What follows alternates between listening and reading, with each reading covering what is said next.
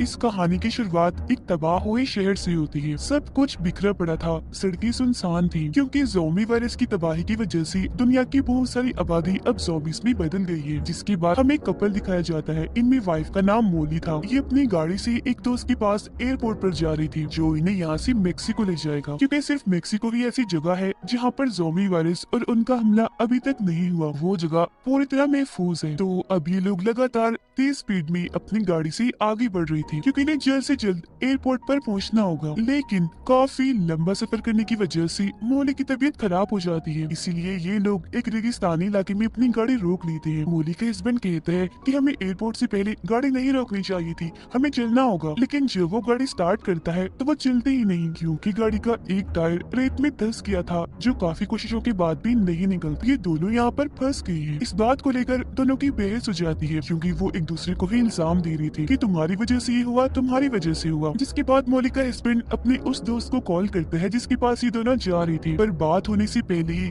Signals चली जाती है जिस वजह से कॉल कट चुकी थी। और फिर तभी मोली देखती है कि सामने से एक आदमी उनकी तरफ ही चला आ रहा है। गौर करने पर इन्हें पता चलता है कि कोई नॉर्मल इंसान नहीं है बल्कि ज़ॉम्बी है जो इन्हें मारने के लिए लगातार इनकी तरफ ही बढ़ता चला आ रहा था। जिसे देखकर फौरन मोली का हस्बैंड गाड़ी से गन लेता है। जिस बीच उसका मोबाइल भी वहीं बाहर गिर जाता है, लेकिन उसका ध्यान नहीं जाता और अब वो ज़ॉम्बी पर लगातार गोलियां चलाने लगता है जिस वजह से जख्मी होकर वो नीचे गिर गया था। तब ये दोनों बहुत खुश हो जाते हैं कि हमने ज़ॉम्बी को मार डाला, लेकिन वो मरा नहीं था, अभी भी जिंदा था। दोबारा से उठकर इनकी तरफ बढ़ने लगता है जिसे देखकर मोली के हस्बैंड दोबारा एक गोली उस पर चलाता है जो उसकी कान पर लगती है, लेकिन वो फिर भी आगे बढ़ता ही जा रहा था और अब उसकी गन में गोलियां भी खत्म हो चुकी थी। इसीलिए इन्हें दोबारा से गाड़ी में वापस आकर बैठना पड़ता है। अब ये ज़ॉम्बी के यहाँ से जाने का इंतजार करने लगती है, पर वो जा ही नहीं रहा था। कब से इनकी गाड़ी के आसपास ही मंडला रहा था इन्हें मारने के लिए। देखते ही देखते यहाँ रात हो गई थी, पर वो अभी भी बाहर खड़ा होकर खिड़की से इन्हें देखे ही जा रहा था। दरअसल मोली के हस्बैंड से सबसे बड़ी गलती ये हुई थी कि उसने मोबाइल बाहर गिरा दिया था जिसे उठाया भी नहीं था और अब इन्हें किसी तरह मोबाइल हासिल करना था। ये गाड़ी की लाइट जलाती है और देखती है कि ज़ॉम्बी बाहर नहीं है। तब चुपके से मोली बाहर आती है और आखिरकार मोबाइल के पास भी पहुंच चुकी थी। लेकिन जब उसका हस्बैंड पीछे था तो तभी ज़ॉम्बी यहाँ आकर उस पर हमला कर देता है और उसने मोली के हस्बैंड को काट कर उसे मार दिया था। उसकी मौत से मोली को काफी दुख तो होता है, पर उसे अपनी जान बचानी थी, इसीलिए वो अपना जरूरी सामान लेकर यहाँ से भाग जाती है फौरन। अगली सुबह वो अपने उस दोस्त को कॉल करती है जो एयरपोर्ट पर इनका इंतजार कर रहा था। मोली उसे कहती है कि गाड़ी खराब है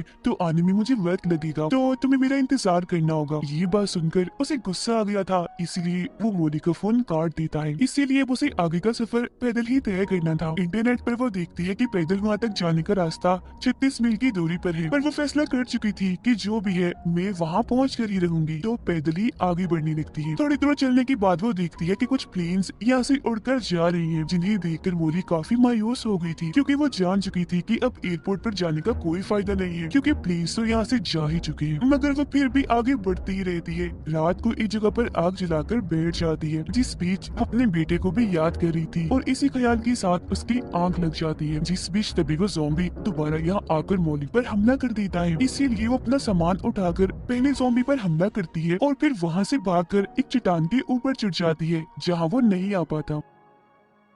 अगली सुबह वो देखती है कि ज़ॉम्बी अभी भी चट्टान के नीचे यानी उसके करीब ही है, जो उसके पास आने की कोशिश कर रहा है। तो वो अपना सामान लेकर यहाँ से दोबारा भागने लगती है। हालांकि ज़ॉम्बी भी उसका पीछा करता है, पर वो आराम आराम से चल रहा था तो इतनी आसानी से उस तक नहीं पहुँच सकता था। लेकिन जब मोली एक जगह पर रुक गई थी तो दोबारा से वो उसके पास आने लगता है। अब यहाँ वो पत्थर से उसे डराकर भगाने की कोशिश भी करती है, पर वो उसे नजरअंदाज करके उसकी तरफ बढ़ता ही चला जा रहा था। और यहाँ एक बार फिर रात हो जाती है, इसलिए मोली एक चट्टान के ऊपर आग जलाकर बैठ जाती है क्योंकि वो जानती थी कि ज़ॉम्बी चट्टान पर नहीं आ सकता, तो वो यहाँ महफूज है। अब अगली सुबह उसे दोबारा अपने दोस्त की कॉल आती है। वो उसे कल सुबह तक का टाइम देता है, कहता है कि अगर तुम कल सुबह तक एयरपोर्ट पर आ गई तो ठीक है, वरना हम तुम्हें छोड़कर यहाँ से निकल जाएंगे। जिसका मतलब था कि एक मौका अभी भी उसके पास था यहाँ से निकलकर अपनी जान बचाने का। इसीलिए वो दोबारा से आगे बढ़ने लगती है, लेकिन ज़ॉम्बी तो अभी तक उसका पीछे नहीं छूटता। उसके खाने पीने का सामान भी खत्म हो गया था, जिस वजह से उसे कमजोरी चोरी हो रही थी और पानी की कमी तो बहुत थी, ऊपर से गर्मी भी बढ़ती जा रही थी। यहाँ वो रुक भी नहीं सकती थी क्योंकि ज़ॉम्बी उस पर हमला करके उसे मार देगा। लेकिन काफी तक जाने की वजह से उसकी आंखें बंद होने लगती है और फिर तभी यहाँ रेत का एक काफी बड़ा तूफान आ जाता है, जिस तूफान में वो ज़ॉम्बी के साथ फंस जाती है और बेहोश हो गई थी। फिर जब उसे होश आती है तो वहाँ से एक गाड़ी गुजर रही थी। वो उन्हें आवाज लगाकर रोक लेती है, जिसके अंदर से दो आदमी बाहर आते हैं। सबसे पहले वो मोली को पीने के लिए पानी देते हैं। वो फिर इन्हें बताती है कि मुझे एयरपोर्ट जाना है, तभी मैं यहाँ से निकल सकती हूँ, तो प्लीज आप मुझे ले चलिए। तो अब ये लोग मोली को गाड़ी में बिठाते हैं। वो देखती है कि मेरा बैग मेरे पास नहीं है,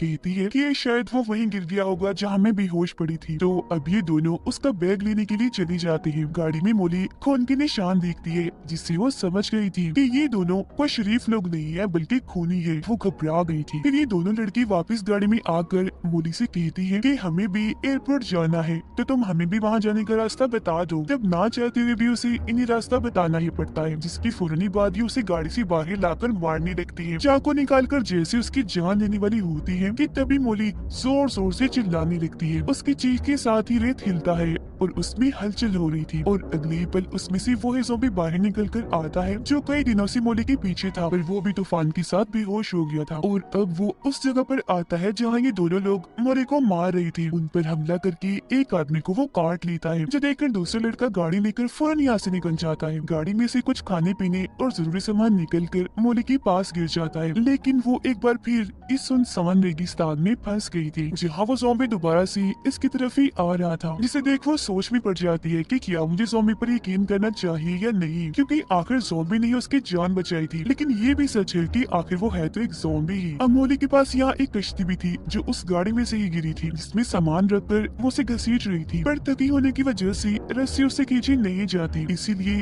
अब वो ज़ॉम्बी पर भरोसा कर ही लेती है। उसके गले में कश्ती की रस्सी डालकर उसमें सामान रखती है, जिसे खींचकर ज़ॉम्बी आगे बढ़ रहा था, तो वो भी उसके साथ साथ आगे बढ़ती रहती है। उसकी यहाँ एक किस्म की ज़ॉम्बी से दोस्ती हो गई थी। वो उसे अब अपनी कहानी सुनाने लगती है कि पहले मैं एक डांसर हुआ करती थी, मेरी बहुत ही छोटी उम्र में शादी हो गई, जिसके बाद मेरा बेटा पैदा हुआ, लेकिन क्योंकि मैं उस वक्त उसकी देखभाल नहीं कर सकती थी, इसलिए मैंने अपना बेटा अपनी बहन को दे दिया। मेरी बहन ने ही उसे पाल पोस कर बड़ा किया और आज भी वो वही है। मैं उसे बहुत याद करती हूँ। वो फैसला करती है कि मैं अब इस ज़ॉम्बी को ट्रेन करूंगी, सब इसे सिखाऊंगी। अगर इसने मेरा कहा माना तो इसे मैं अपने साथ ले जाऊंगी, और अगर नहीं तो इसे यही रेगिस्तान में छोड़ दूंगी। लेकिन वो ज़ॉम्बी तो उसका सारा कहना ही मान रहा था। तो अभी लोग आगे बढ़ते हैं और मेन रोड तक आ गई थी। मोली गाड़ी के आने का इंतजार करने लगती है ताकि यहाँ से निकल सके।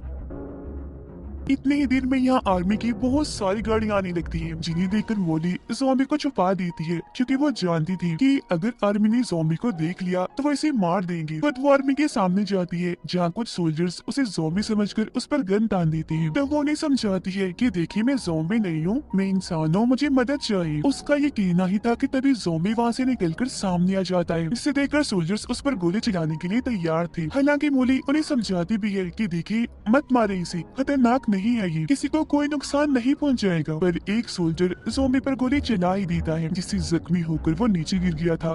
साथ ही अब उसे गुस्सा भी आने लग गया था। मोली उसका गुस्सा ठंडा करने की कोशिश भी करती है, पर वो उसकी उंगली पर काट ही लेता है, जिसका मतलब था कि वो भी अब इस वायरस के असर में आकर ज़ॉम्बी बन जाएगी। लेकिन वो ऐसा नहीं चाहती थी, इसलिए एक पत्थर उठाकर अपनी उंगली पर दे मारती है, जिससे उंगली टूट जाती है। यानी ये वायरस अब उसके जिस्म में नहीं फैलेगा। और अब क्योंकि आर्मी यहाँ से जा चुकी थी, तो ज़ॉम्बी के साथ वो दोबारा से आगे बढ़ना शुरू कर देती है। लेकिन वो सड़क पर ही लेट गया था क्योंकि काफी थक चुका था। तब मोली की नजर सामने जाती है, जहाँ उसे एयरपोर्ट दिख जाता है। वो काफी खुश हो गई थी क्योंकि वहाँ जाने के लिए वो कब से मेहनत कर रही थी। ज़ॉम्बी जख्मी भी था, इसलिए सड़क से उठ ही नहीं पा रहा था। इसे देखकर मोली समझ जाती है कि वो दर्द में है, इसीलिए उसे दर्द से छुटकारा देना होगा। तो वो एक पत्थर उठाती है और ना चाहते हुए भी उसे ज़ॉम्बी पर दे मारती है, जिससे उसकी आखिरकार मौत ही हो जाती है। आगे बढ़ते हुए वो अपने दो दोस्तों के पास पहुंच गई थी, जो इसे मेक्सिको ले जाएंगे, जहां ये वायरस अभी तक नहीं आया। लेकिन यहाँ से निकलने से पहले वो अपनी बहन को कॉल करती है, जहाँ उसका बेटा भी था। फोन उसका बेटा ही उठाता है, जो बहुत ज्यादा डरा हुआ था। बताता है कि मुझे घर में कैद किया हुआ है, क्योंकि बाहर बहुत सारे ज़ॉम्बीज़ है जो अंदर आने की कोशिश कर रहे हैं मुझे मारने के लिए। जो सुनकर मोली अपने बेटे के लिए काफी परेशान होने लगी थी, क्योंकि उसे लग रहा था कि शायद मेरी बड़ी बहन भी इस ज़ॉम्बी वायरस की लपेट में आ चुकी है या वो भी मारी गई है। वो जानती थी कि मेरे बेटे को इस वक्त मेरी जरूरत है, इसीलिए वो मेक्सिको जाने का फैसला बदलकर अपनी बहन के घर जाने का फैसला करती है और उसके दोनों दोस्त यहाँ से निकल जाते हैं। वो गाड़ी में बैठकर ज़ॉम्बीज़ को मारते हुए आखिर उस जगह पर पहुंच ही जाती है जहाँ उसकी बहन का घर था। यहाँ सब कुछ तबाह बर्बाद हुआ पड़ा था। वो अब जैसे अपने बहन के घर में आती है तो उसे ये जानकर काफी दुख होता है कि मेरी बहन और उसका हस्बैंड मारे गए हैं, क्योंकि वहाँ शीशे पर खून से कुछ लिखा हुआ था। वो फौरन अपने बेटे के कमरे में जाती है जो अपने टेंट में ही छुपा हुआ था मगर काफी डरा हुआ लग रहा था। अपने बेटे को सही सलामत देकर वो काफी खुश हो जाती है और फौरन उसे लेकर नीचे आती है जहाँ दरवाजे पर बहुत सारे ज़ॉम्बीज़ थे जो अंदर आने की कोशिश में लगे हुए थे। वो अपने बेटे को कहती है कि तुम बस मेरे पीछे रहना और हाथ में बेलचा उठा लेती है। दरवाजा जैसे ही खुलता है वो ज़ॉम्बीज़ पर हमला करके सबको ही मार डालती है और इस तरह से खुद की और अपने बेटे की जान बचा लेती है सिर्फ अपनी बहादुरी की वजह से, क्योंकि पिछले काफी वक्त से वो इतनी बड़ी बड़ी मुश्किलात का सामना कर रही थी, इसीलिए जान चुकी थी कि इनसे कैसे निपटना है। और इसी के साथ ये कहानी इधर ही खत्म हो जाती है।